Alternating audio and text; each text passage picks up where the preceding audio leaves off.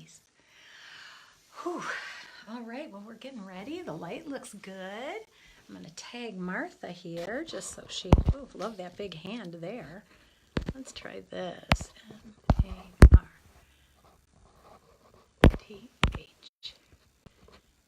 Martha Janes.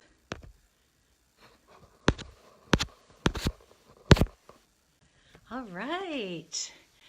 Hi, welcome. I didn't see you pop on. I see an eyeball there, so I'm not sure who you are, but welcome. Oh, it's Michelle. Michelle, welcome. I'm glad you're here. So glad. Who else is on? Oh, Mary Moore. Thank you. I am so honored to have you here. I am so excited about tonight as people are jumping on. Wade, it's a pleasure to have you. As people are jumping on, Lisa, hi. You know what? I'm just going to say hi for a while. Lisa, hi. Martha, I'm glad you're here. Mary, it's so good to have you. I don't know if you've been on live before, so thanks for jumping on. I appreciate it very much. What a great way to spend a Sunday evening getting ready to launch into a fantastic, productive, impactful week. Paula, welcome. I'm glad you're here. Thank you for joining us. I'm so excited to see the people jumping on live. It gives me so much energy. I just love it. It's almost as good as being in front of a live audience, which is one of my favorite things to do, is to stand up in front of a crowd of people and deliver my heart. So you guys allow me to do that every week, and I'm so grateful for it. So thank you. Lisa, I'm glad you're here. I hope your new job is working out well for you. I'm looking forward to hearing more about it. As people are jumping on, we're right at 7 o'clock. Laura, hi.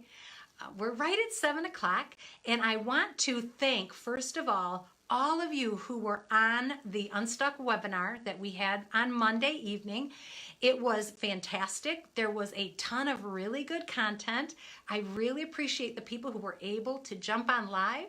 I wanted to let you know, if you were on the live call, I'm going to be sending you the link so that you can listen to that recording again.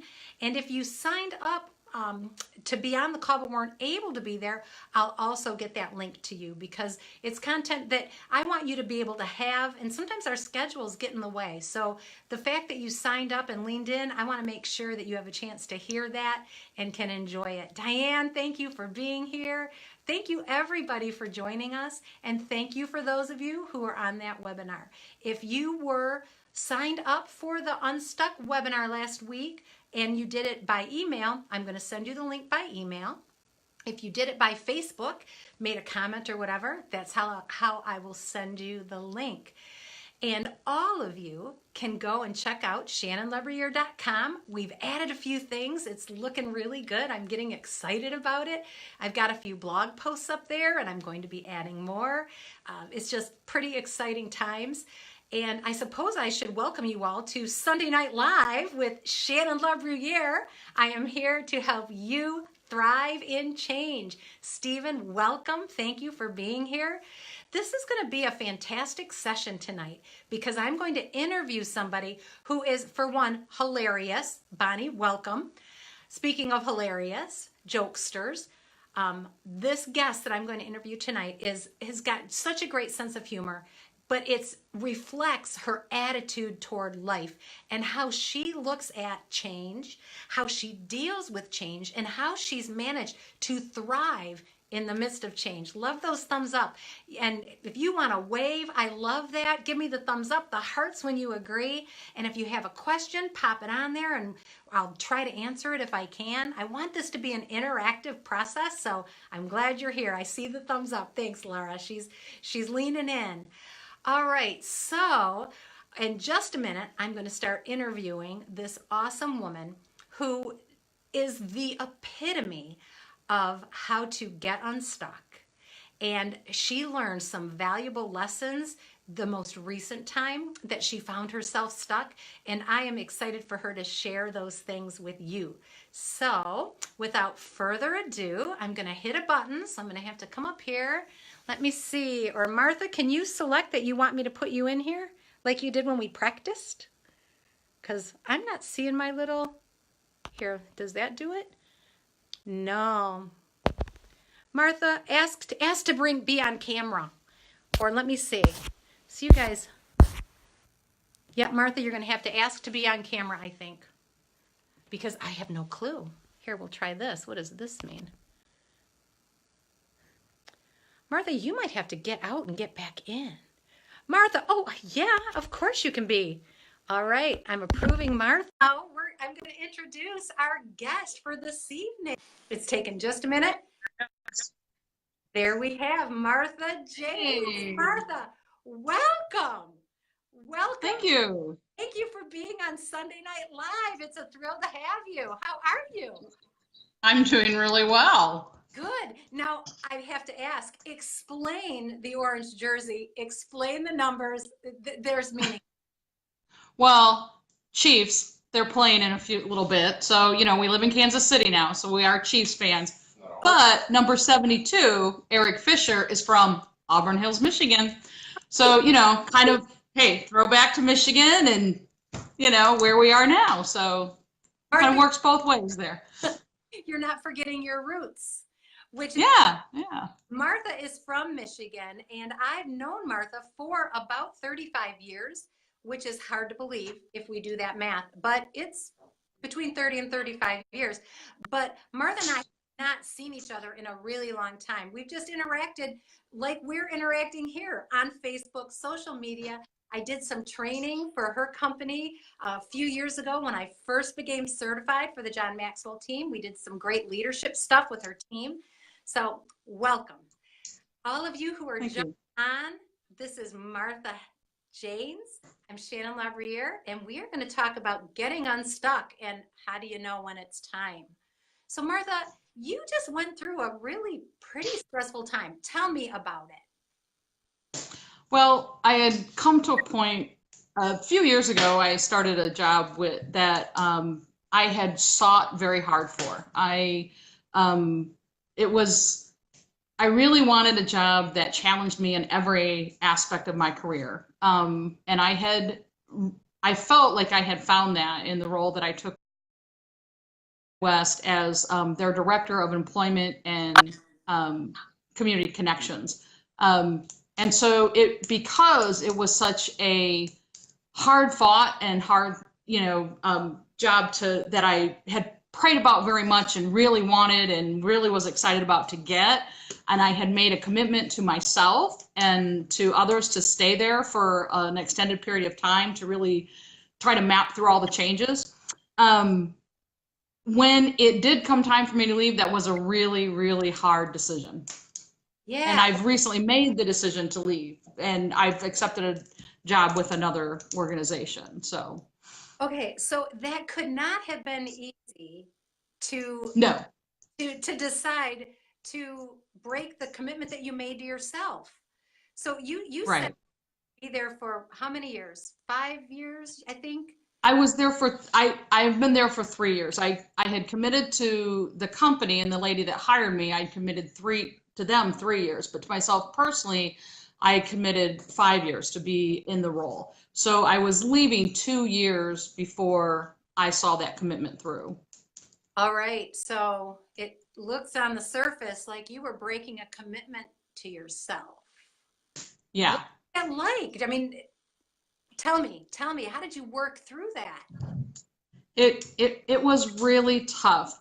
But it came to a point where I realized that there were some culture shifts had taken place in the company, and maybe it was culture shifts, maybe it was just that I had just really understood the culture now that I had been a part of the company for an extended period of time. But some shifts had taken place, and I didn't feel that I was getting some of the recognition and some of the credit of some of the hard work that I've done.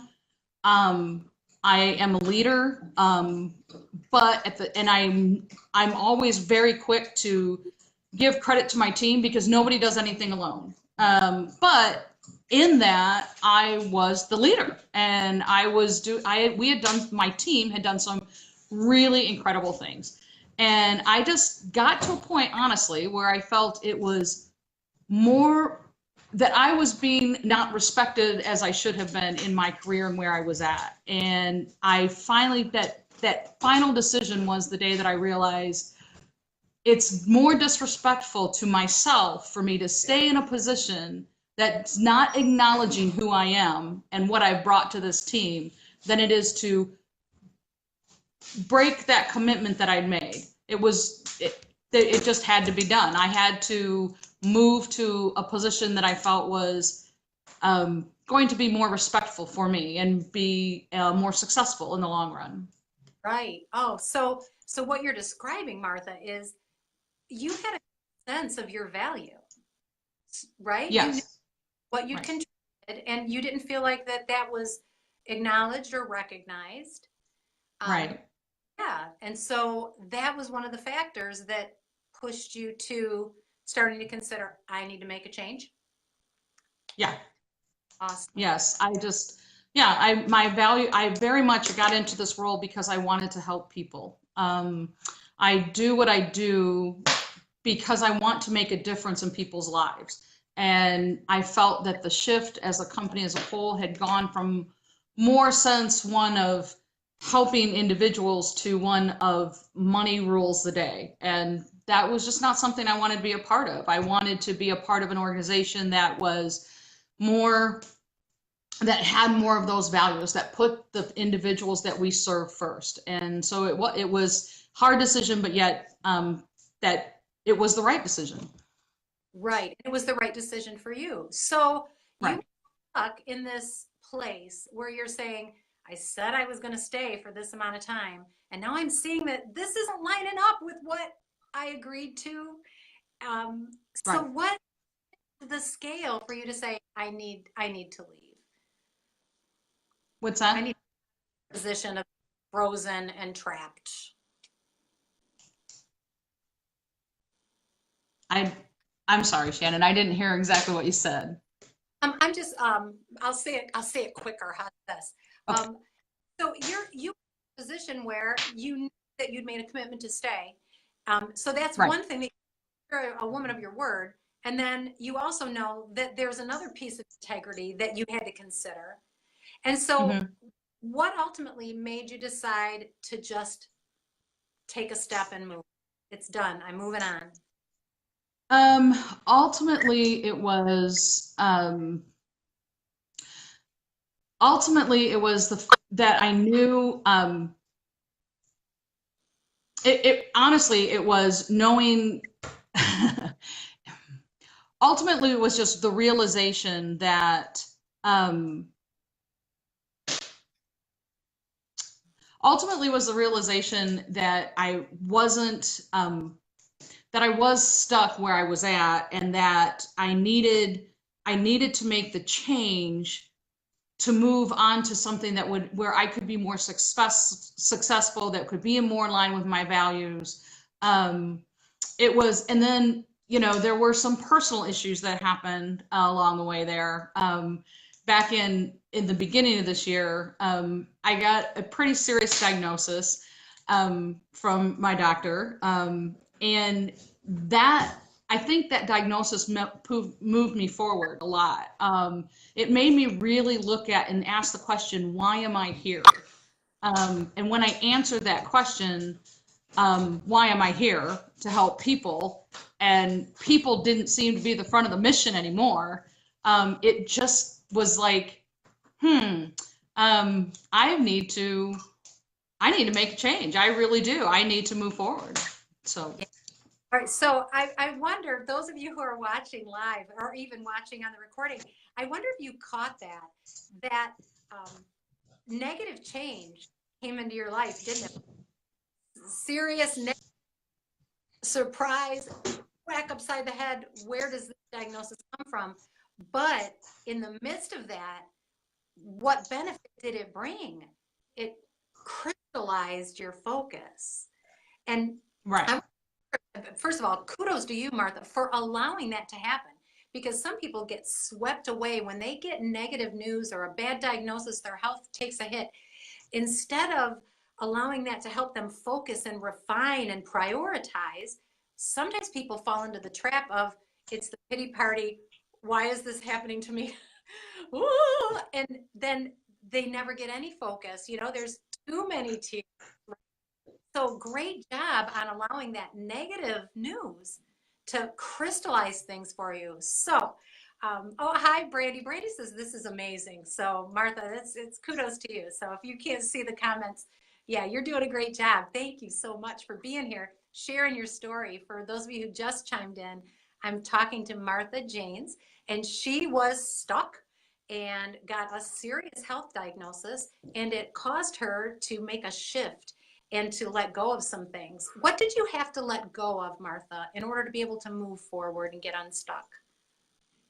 I had to let go of I had to let go of the dream that I could make it all better.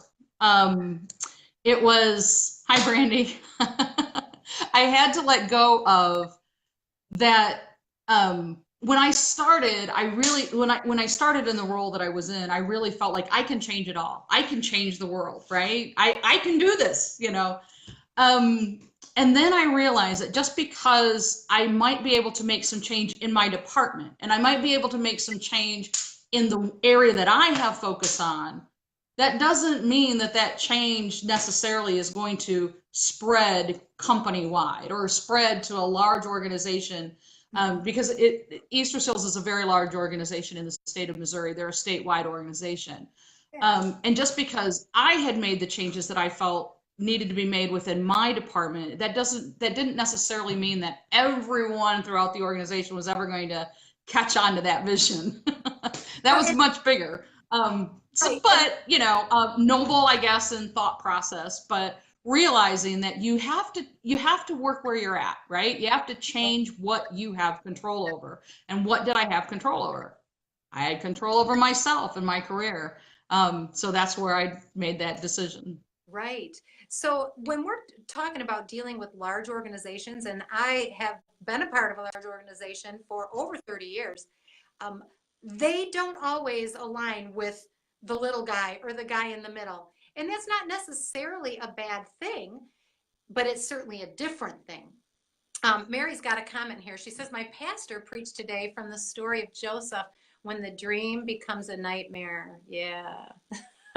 When the dream becomes a nightmare. So you were living the dream and then it's like you couldn't sleep. You couldn't sleep. Right.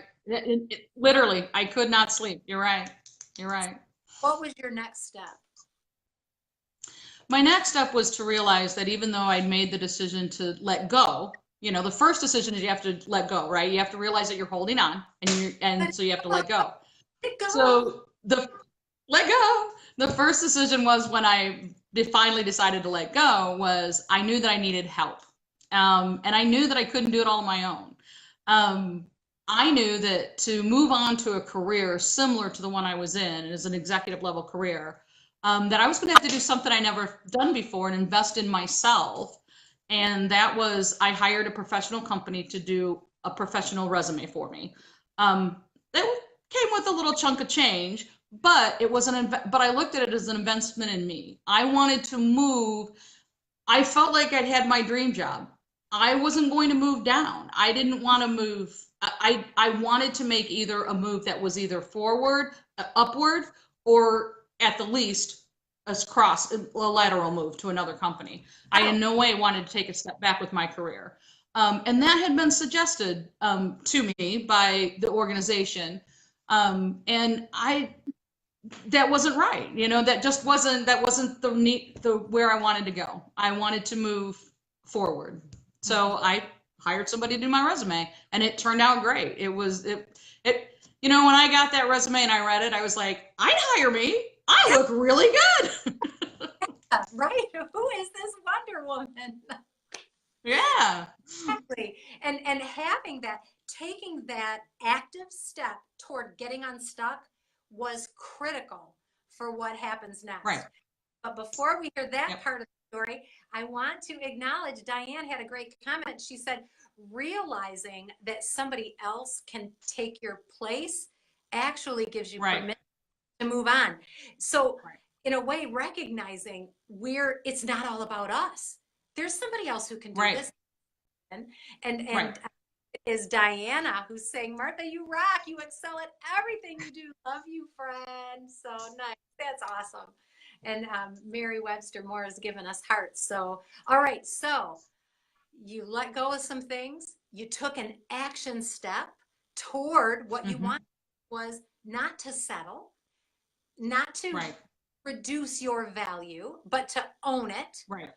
to Right. invest money, but also some uh, you took some risk there. You know, that's a Yeah. risk move.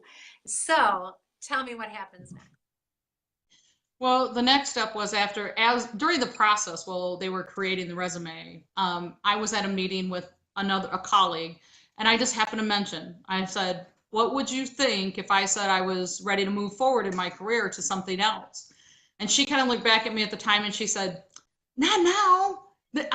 No, I would that would be an awesome opportunity for me if it was different timing.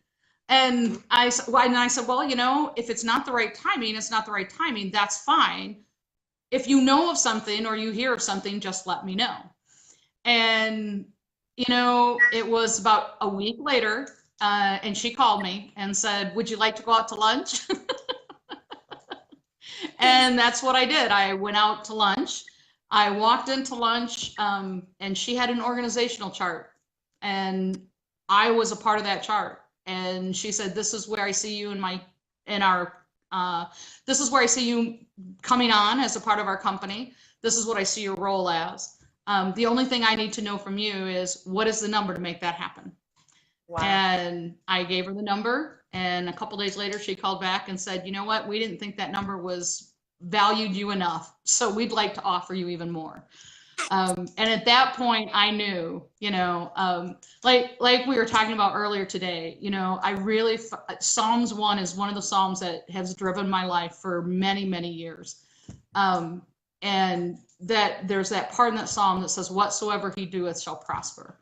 And I knew then that if you put things right, if you put things in the right perspective, if you put God first and you follow his path, right? And you do whatsoever you do it, whatsoever will prosper.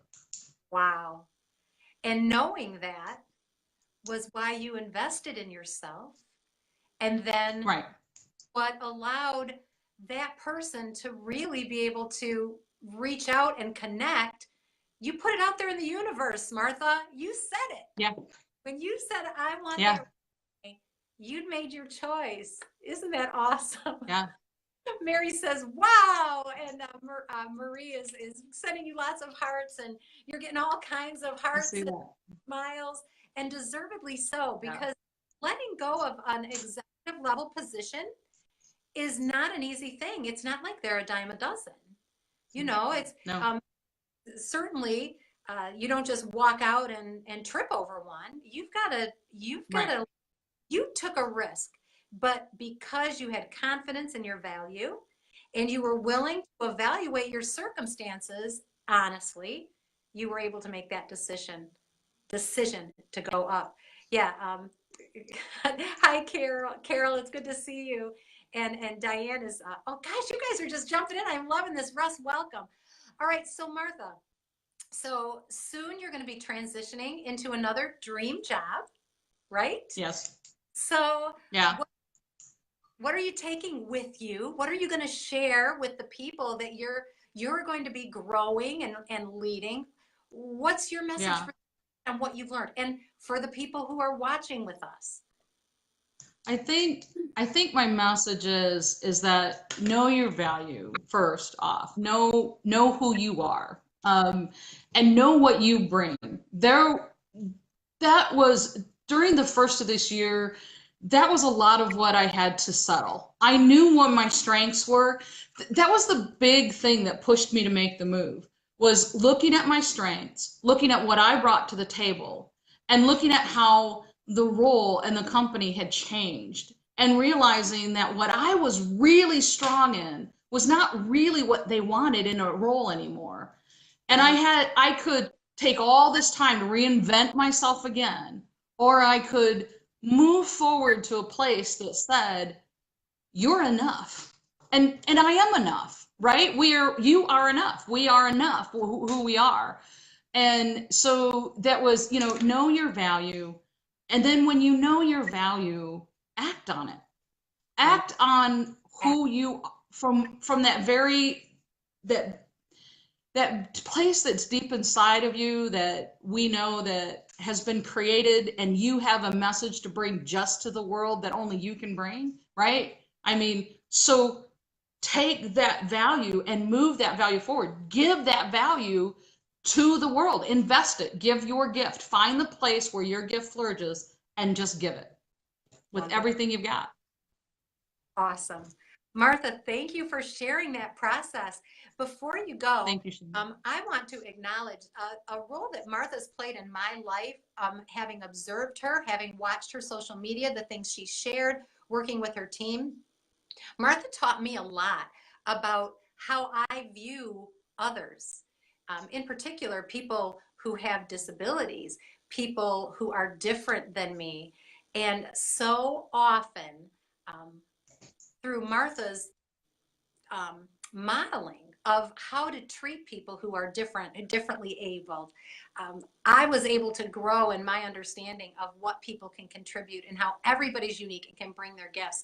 And so before we just close off this part of this interview, would you share a little bit about the work you do with the homeless in Kansas City and what you've learned from that? I about it. Well, it was quite a few years ago that I had the opportunity to start working with Carwoo and Artists Helping Homeless here in Kansas City. And many of the people that are watching today and tuning in have helped me in that mission.